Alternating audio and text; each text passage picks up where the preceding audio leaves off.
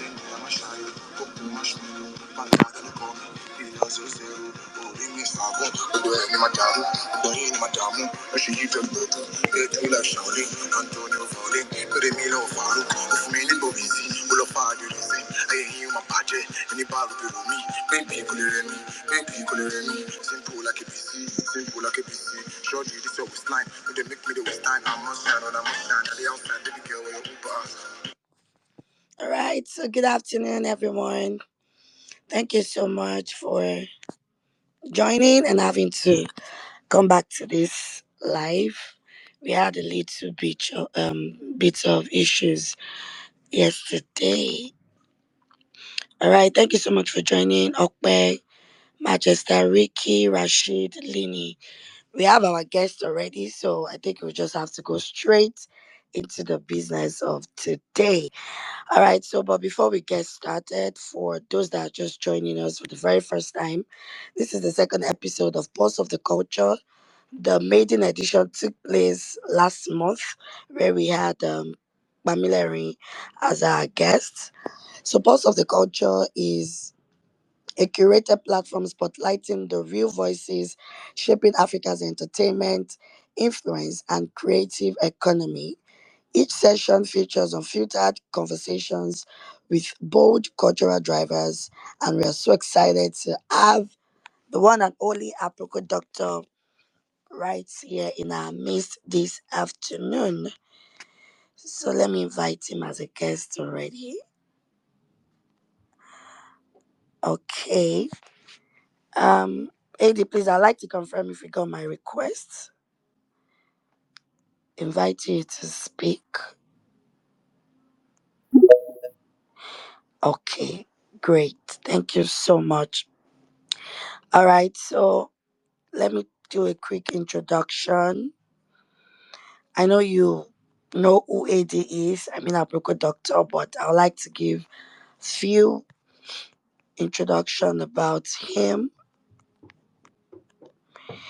All right, so Dr. Chinonso, known across the world as Aproko Doctor, is one of Nigeria's most trusted medical voices. He is the founder of Aproko Doctor Global and the co-founder of Our Doc, an AI power health chatbot on WhatsApp. He's also an award-winning public speaker. He was appointed National Health Promotion Champion by the Federal Ministry of Health and inducted into the Goalkeepers Global Network. At the heart of his work is storytelling, a tool he has used to grow a digital community of over 10 million people worldwide, making health education clear, relatable, and actionable. Through this same passion for accessibility, he co founded Our Doc, which continues to break medical barriers, save lives, and bring credible healthcare directly to people's phones. So, ladies and gentlemen, please make welcome Dr. China, so popularly known as Aproko Doctor. Please let me see you react with an emoji to welcome him this afternoon. All right, so Doctor, good afternoon. Hi, good afternoon. Yes, thank you so much for joining, and we're so sorry for the whole um X glitch happening or that's happened in the last few days. I know how very busy you can be, and thank you so much on behalf of everyone, and of course on behalf of the team, of course, of the culture, having to grace this again excusing time out of your busy schedule. All right, so let's get started, right? So now, my first question will be that you've built a brand as Aproko Doctor. Could you please tell us what inspired you to start this journey of health education through digital media? The mic is yours. I think the one that thank you so much for that question. One of the things that actually inspired me was my experience somewhere in the East, right? So in medical school, there's this thing we do called clerking, where you are supposed to interact with patients, especially before they even see the doctor. This was supposed to train you to know the kind of questions to ask.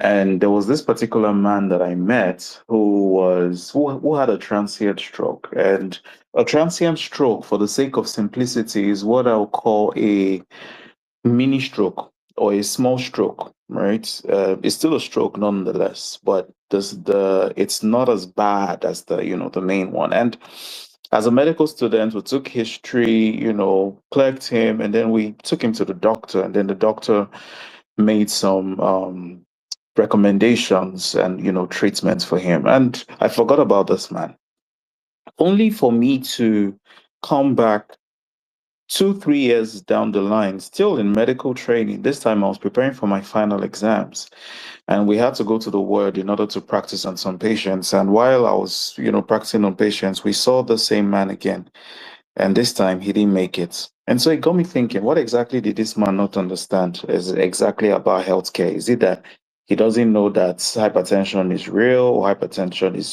dangerous? And so it started a couple of questions in my head. Fast forward to when I, left medical school, started my housemanship. I started seeing some patients in a very remote rural hospital somewhere in Imo State.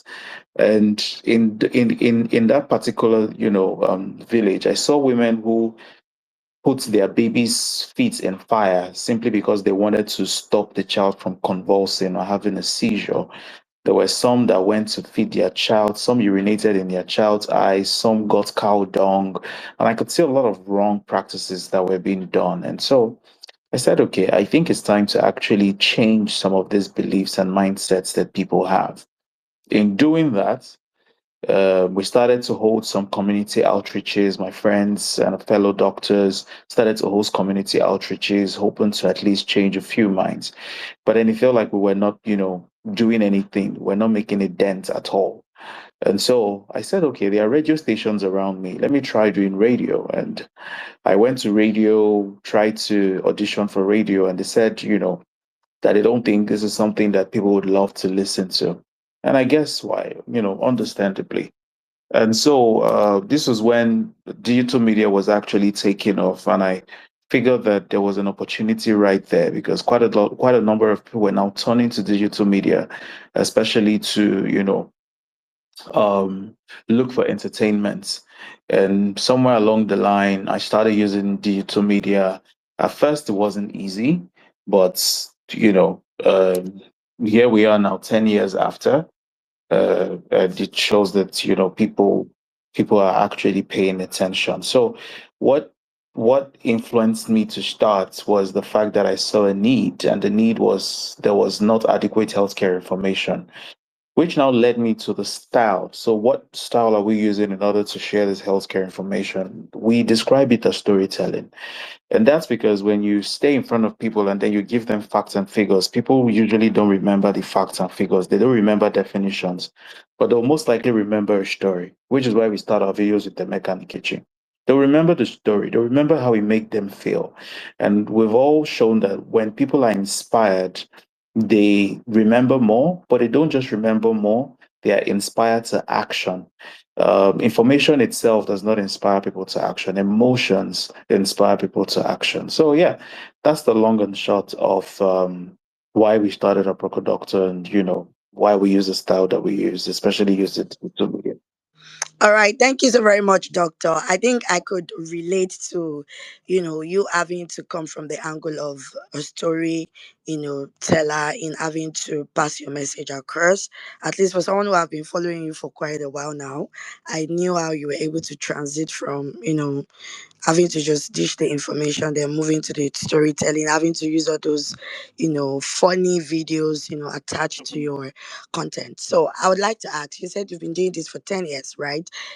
Yeah. Telling your story on digital platforms. Were there a time, at a point when you started and you feel like, come off it, this digital space is not it. People are not engaging, maybe in terms of low likes, low engagement, low views, and all of the likes. Yeah, so there were times when it felt like my the messaging wasn't getting to the right people, and I think that everybody would have to go through that phase. Yes, it was important that everybody was listening, but I don't think I was focused on the likes and the retweets. I was more interested in ensuring that at least people got to listen. One Right, person was important, two people were important. right, The aim for us at that particular point wasn't necessarily virality, it was more trust. And trust required a lot of consistency. Consistency required you to do it irrespective of how you felt, whether you had one like.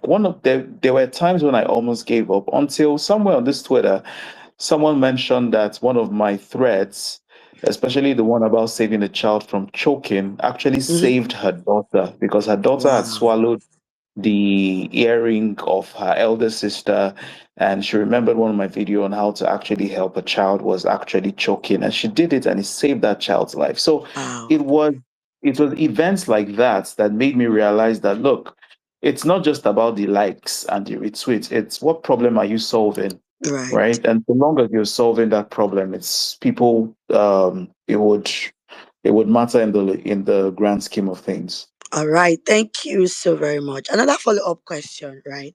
Before I move to my next question, would you say now, as it is, would you say that your message or say your content cuts across the whole, age group, maybe from a particular age to a certain age, or is there a particular age you've actually limited your content to, maybe from getting to like 70s or 60s or 50s? Would you say that your content are getting to this, particular age of people, or just the younger generation, or mothers or fathers? So we have a wide range in which Okay. our people pay attention, right?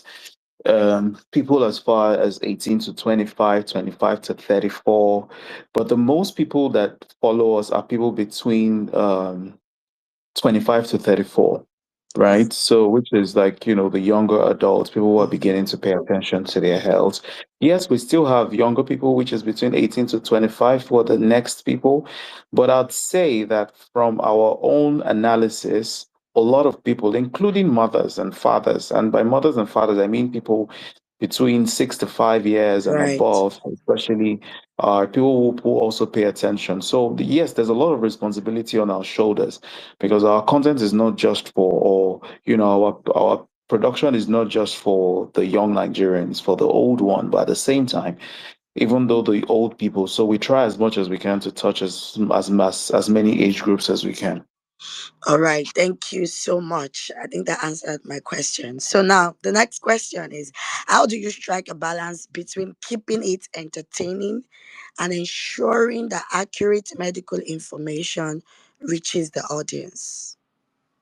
I think one of the first things we do in order to answer that question is we ask ourselves before we shoot any video, what do we want people to learn from it? Mm, That's the first thing. If we can't answer that video, or if we can't answer that question, we don't we don't go ahead and shoot it yet. So until we can answer that question, that is usually when we now say, okay, uh, let's go ahead and shoot. So very, very important for us is to understand how, or to understand what we want to what we want them to learn. Then after we've answered that question, the next thing we have to ask is, how do they how would they listen to this? What are the stories around this particular topic that we want to share? What do people believe? What do people believe around it? Because we know that when one of the things that makes stories actually become very viral for people is the fact that it's relatable to them. If it's not relatable to them, then you haven't really, Pass the it won't, message. yeah, you won't necessarily pass your message. So Right. after we find out that, we have to look for, if this is important enough to Nigerians. Once that is, we weave a story around it and then we share. All right. Thank you so much. So now, do you think that African pop culture, like the music, film influencers, they play a very bigger role in shaping the healthier lifestyles? Most times when you see videos, music videos, for example, you see them taking hard substances, projecting that, and being someone that promotes a good health lifestyle. What do you have to say? Do you think the African pop culture itself, you know, play a bigger role in shaping a healthier lifestyle? Do you want the truth? Please spill it. Spill it. That's why we're here. Unfiltered. I'd say that the Afro pop culture, with the way, and this is my opinion, Right. is not actually helping the health and lifestyle of people. Simply because listen to our songs, watch the music videos. Mm. Most times, before you turn left or right, there's a song that is celebrating some form of hard drugs, and Substance. nobody's Yeah. talking about the effects of it. Mm. But we also need to realize that music is a very powerful stuff. And when I say powerful, is you can actually shape a society's mind by the kind of music that they listen to. So, which now puts a lot of responsibility, especially on the people who are propagating this music.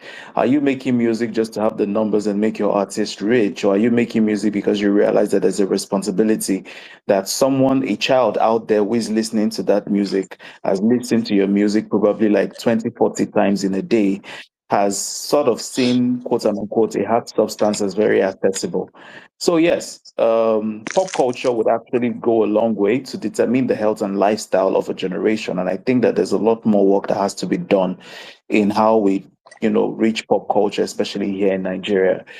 We shouldn't have, and this is my personal opinion again, we shouldn't have songs that celebrate drugs. We shouldn't have songs that celebrate hookups. We shouldn't have songs that Mm. celebrate, quite a number of this, negative behaviors. Because the thing about these behaviors is they all have consequences, whether good or Right. bad. We might see it now, we might see it later. And at the end of the day, it's actually pressing more on our healthcare system that's already burdened. So, yes, artists, producers, managers, we all have responsibility to play in this. And I think even the populace has to demand more Right. from their, yes, Right. from these people. Right. Okay, now I like that. I think that link because it's like you saw my next follow up question, right? Mhm. So now you've been appointed as the National Health Promotion Champion by the Federal Ministry of Health, right? And you've been inducted into this global network space. Would you say the Federal Ministry of Health, is have this huge concern when it comes to what our artists